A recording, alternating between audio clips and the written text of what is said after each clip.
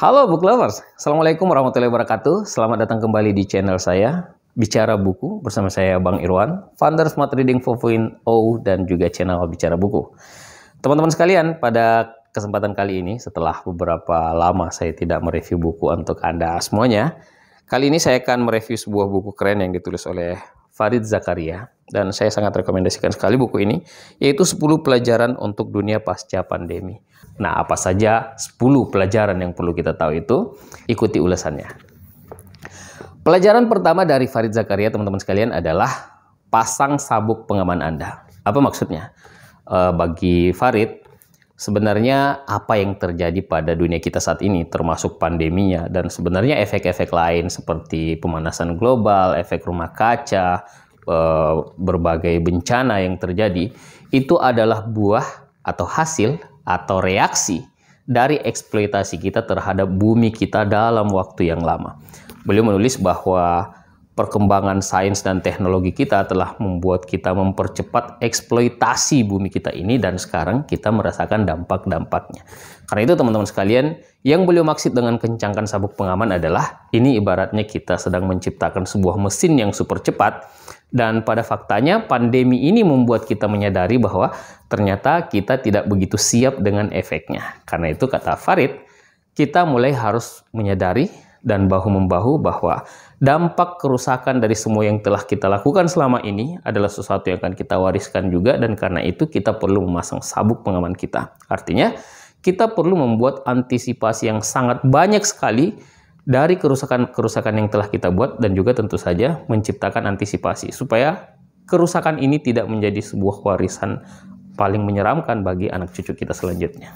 Pelajaran kedua dari Farid adalah yang penting bukan kuantitas pemerintah, tetapi kualitas pemerintah. Teman-teman sekalian, setelah mengamati bagaimana negara-negara di seluruh dunia merespon pandemi ini, ada yang berhasil, ada yang gagal, dan kita melihat ada yang kolaps sampai hari ini.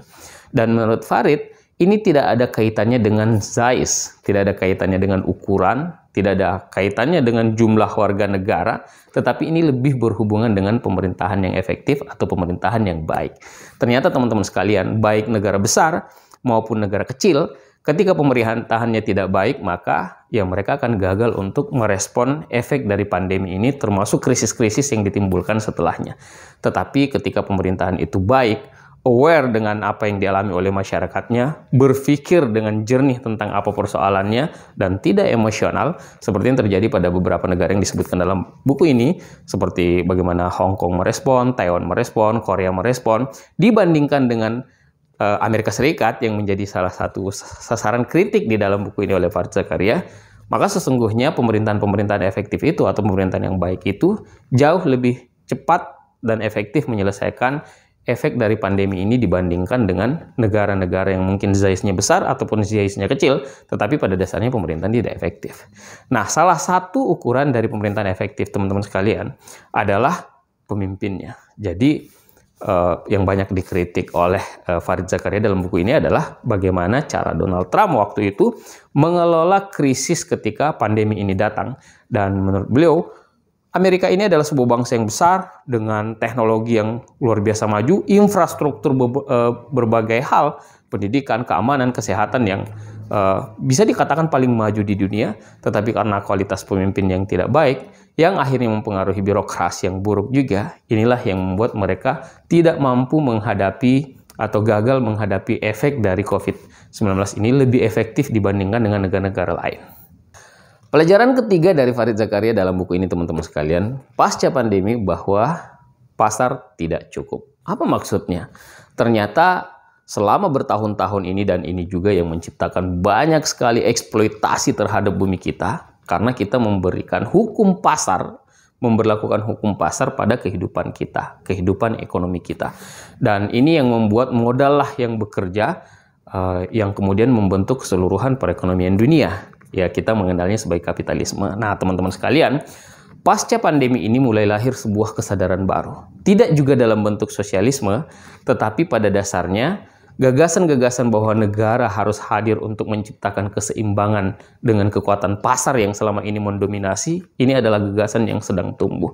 Jadi, orang mulai berbicara tentang kebebasan mereka atau kekuatan negara di dalam mengelola sumber dayanya sendiri dan tidak betul-betul atau bulat-bulat diserahkan kepada kekuatan pasar. Para pemimpin-pemimpin dunia mulai berbicara tentang kemandirian, mereka mulai berbicara tentang kekuatan nasional, dan inti dari semua gagasan-gagasan ini bahwa pemerintah harus masuk dan mengintervensi kekuatan pasar sehingga tidak betul-betul dikendalikan oleh kekuatan modal yang ada. Nah, karena itu teman-teman sekalian, wajar jika mulai muncul gagasan-gagasan untuk menahan laju pemodal yang akan mengeksploitasi sumber daya di satu negara, tetapi lebih mendorong agar negara tersebutlah yang mengeksploitasi apa yang menjadi sumber daya mereka. Nah, inilah gagasan bahwa pasar ini tidak cukup, dan karena itu hanya pemerintah atau hanya negara lah yang mampu untuk melindungi rakyatnya dengan memberikan pelayanan yang terbaik menggunakan sumber daya yang ada pada negara masing-masing. Pelajaran keempat dari Farid Zakaria, teman-teman sekalian, adalah bahwa masyarakat harus mendengarkan ahli, tetapi ahli juga perlu mendengarkan masyarakat. Kira-kira contoh kasus kritisnya adalah bagaimana respon Donald Trump terhadap para ahli ketika pandemi ini datang. Dia begitu anti terhadap ahli sehingga dia merasa bahwa dia mampu untuk menyelesaikannya sendiri, dan ternyata itu gagal. Termasuk juga ketika dia begitu antipati terhadap apa yang dilakukan oleh WHO misalnya, bahkan mencabut dukungan penganggarannya kepada WHO hanya karena dia merasa bahwa orang-orang ini bekerja lamban. Padahal boleh jadi memang dalam situasi seperti ini yang dibutuhkan adalah berhenti sejenak untuk mengkaji, melihat, meneliti apa yang sedang benar-benar terjadi. Akhirnya banyak orang termasuk di negara kita yang kemudian termasuk elit-elit kita ketika pandemi ini datang tidak merujuk kepada pandangan-pandangan para ahli, tetapi bahkan menggunakan pandangan-pandangannya sendiri dan kemudian mengeluarkan statement-statement yang boleh jadi akan mereka sesali di kemudian hari, gitu. Jadi teman-teman sekalian, kita perlu dalam situasi seperti ini untuk merujuk kepada para ahli, tetapi kata Farid juga, ahli juga harus mendengarkan masyarakat. Boleh jadi apa yang mereka ketahui, apa yang mereka ilmui selama ini tidak relevan lagi karena perubahan-perubahan yang terjadi, termasuk dalam masalah virus dan pandemi ini. Pelajaran kelima adalah hidup adalah digital. Teman-teman sekalian, Farid Zakaria ini mengatakan bahwa pandemi ini telah membuat kita menjaga jarak, tetapi menghidupkan teknologi digital sedemikian rupa. Jadi kita mengadopsi gaya hidup digital semakin cepat, semakin maju, dengan teman-teman yang juga semakin maju. Dan menurut Farid, kita tidak akan mundur. Meskipun pandemi ini akhirnya mulai menurun, kehidupan digital justru akan semakin meningkat. Karena itu pada dasarnya tidak ada alasan untuk kita meninggalkan dunia digital karena dia telah kadung menjadi bagian dari budaya kita, gaya hidup kita, dan kita tidak akan melenceng jauh atau keluar dari dunia digital ini, bahkan akan semakin maju. Nah, ini adalah sebuah catatan untuk kita semua, teman-teman sekalian. Jadi, pada dasarnya kalau Anda berpikir bahwa setelah pandemi ini maka kita akan mengurangi digitalisasi, Anda keliru. Justru kita akan semakin maju dengan digitalisasi dan menggabungkannya dengan kehidupan kita sehari-hari, realitas kita, dan inilah yang disebut sebagai gaya hidup hybrid, menggabungkan antara dunia realitas kita dengan dunia digital kita, dan itulah yang kita alami sekarang. Pelajaran keenam, teman-teman sekalian, yaitu Aristoteles benar bahwa kita adalah makhluk sosial. Nah, ini yang disinggung oleh Farid Zakaria bahwa kita ini menjadi masyarakat yang sangat sosial, dan karena itu cenderung untuk membuat peradaban kita ini menjadi peradaban kota. Jadi kita melihat bahwa pertumbuhan perkotaan itu semakin maju, dan banyak orang berpikir bahwa ketika pandemi datang, dia akan membuat kota-kota ini menjadi sepi karena orang akan beralih ke desa-desa dan orang akan semakin menjauh. Ternyata tidak terjadi seperti itu. Memang ketika pandemi ini datang, ada sedikit perubahan pada gaya hidup kita dengan mulai menjaga jarak, kemudian tidak menciptakan keramaian.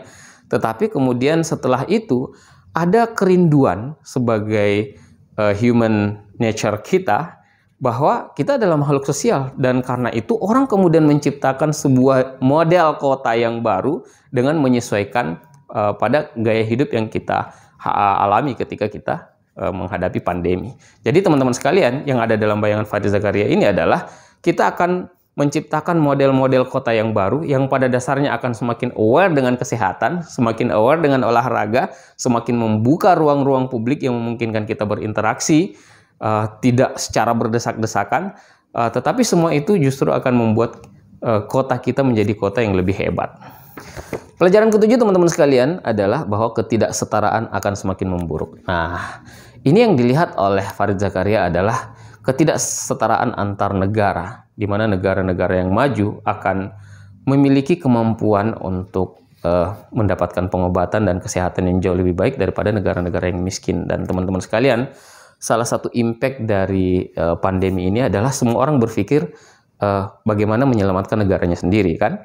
Nah, karena itulah kemudian begitu jomplang terjadi bahwa beberapa negara maju akhirnya fokus untuk menggunakan semua kekayaannya, semua resourcesnya bagi warganya sendiri, sehingga mereka pada dasarnya menciptakan sebuah kesenjangan yang sangat jauh antara negara-negara maju ini, negara-negara kaya dengan negara-negara yang miskin pada dasarnya, sehingga bisa dikatakan efek dari pandemi ini negara miskin itu semakin miskin dan negara kaya tetap berpotensi menjadi negara yang sangat kaya. Nah, karena itu teman-teman sekalian kita melihat bahwa negara-negara yang kita sebut sebagai negara yang kolaps saat ini pada dasarnya adalah negara-negara yang tidak ditopang oleh fundamental ekonomi yang kuat, dan begitu pandemi datang mereka akhirnya roboh. Pelajaran ke-8 teman-teman sekalian adalah globalisasi tidak akan mati. Jadi teman-teman sekalian, banyak pakar yang mengatakan bahwa setelah pandemi ini yang dibunuh adalah global supply chain. Karena itu pabrik-pabrik berhenti dan kemudian supply global juga berhenti karena transportasi antar negara berhenti. Tetapi ternyata teman-teman sekalian itu tidak terjadi. Karena setelah kita mengalami lockdown, mulai ada perbaikan dan akhirnya orang mengevaluasi dengan sendirinya bahwa kita tidak mungkin menghilang dari global supply chain ini. Memang perpindahan barang dan orang di era pandemi itu mengalami penurunan, tetapi kemudian orang menemukan cara baru, model baru, terutama model digitalisasi ini untuk memungkinkan terutama perpindahan barang dari satu negara ke negara yang lain itu tetap terjadi.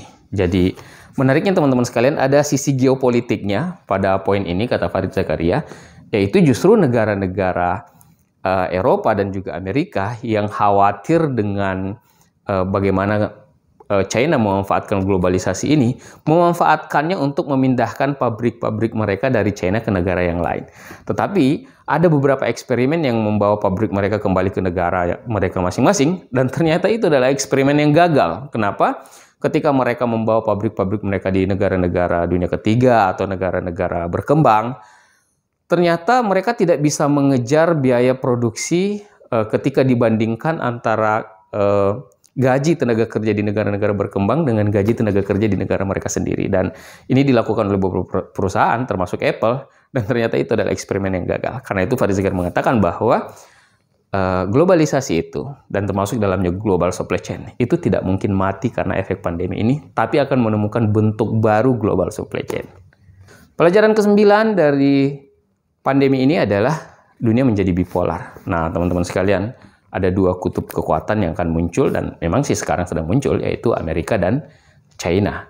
Nah, tapi teman-teman sekalian, kita jangan terpengaruh oleh gagasan bahwa dunia bipolar itu akan menciptakan sebuah konflik yang besar.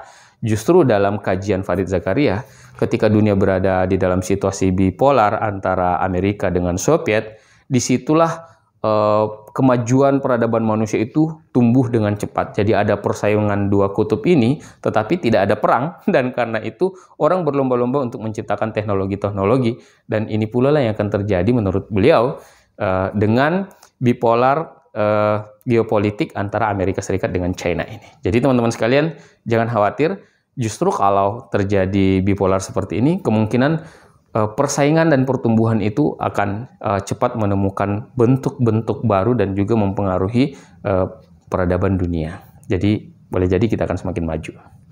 Yang terakhir teman-teman sekalian, pelajaran ke-10, yaitu kadang golongan realis terbesar adalah para idealis. Nah, jadi belum mengambil contoh bahwa orang-orang yang idealis, yang sering kita lihat sebagai kelompok nasionalis, orang-orang yang proteksionis, mencintai negaranya, ketika dihadapkan pada realitas global seperti ini, justru mereka lah yang menjadi problem solver dengan menjadi realis. Jadi, idealisme mereka itu kemudian tersalurkan menjadi sebuah energi untuk menyelamatkan bangsanya, negaranya, tapi bukan untuk dirinya sendiri.